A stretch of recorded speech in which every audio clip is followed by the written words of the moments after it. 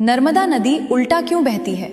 क्या आपने कभी सोचा है, जहां भारत की अधिकांश नदियां पूर्व की ओर बहती हैं, वहीं नर्मदा अकेली पश्चिम की ओर क्यों बहती है? कहा जाता है कि अंधकासुर राक्षस का वध करने के बाद भगवान शिव बहुत थक गए थे और अमरकंटक की पहाड़ियों पर विश्राम कर रहे थे। भगवान शिव के माथे से गिरे पसीने की बूंदों से एक अत्यंत सुंदर कन्या का जन्म हुआ।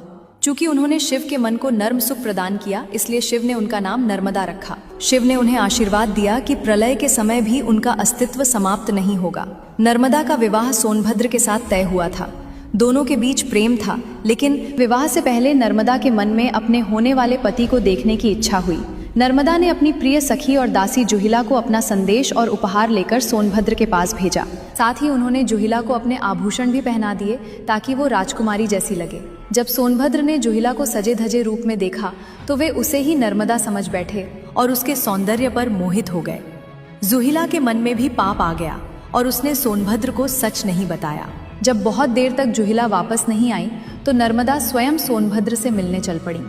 वहां पहुंचकर उन्होंने देखा कि सोनभद्र और जुहिला एक दूसरे में मग्न हैं। अपने प्रेमी और अपनी दासी का यह विश्वासघात देखकर नर्मदा क्रोध और ग्लानि से भर गईं।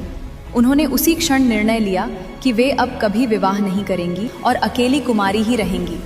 नर्मदा ने अपना रास्ता बदल लिया और सोनभद्र, जो पूर्व की ओर बहते हैं, उसके विपरीत पश्चिम की ओर मुड़ गईं। यही कारण है कि भारत की अधिकांश नदियां पूर्व की ओर बहती हैं, लेकिन नर्मदा पश्चिम की ओर बहती हैं।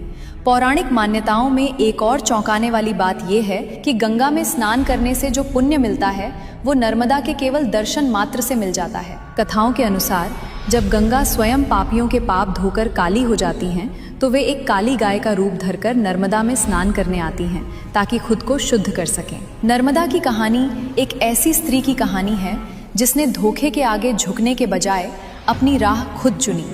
आज भी नर्मदा का उल्टा बहना उनके उसी स्वाभिमान और क्रोध का प्रतीक माना जाता है। धोखा रिश्ते तोड़ सकता है, लेकिन नर्मदा ने अपनी पूरी दिशा ही बदल दी। शायद यही कारण है कि आज भी उन्हें स्वाभिमान की नदी कहा जाता है। अगर आपको भी ये जानकारी पसंद आई तो वीडियो को लाइक करके शेयर जरूर करें। नर्मदा नदी उल्टा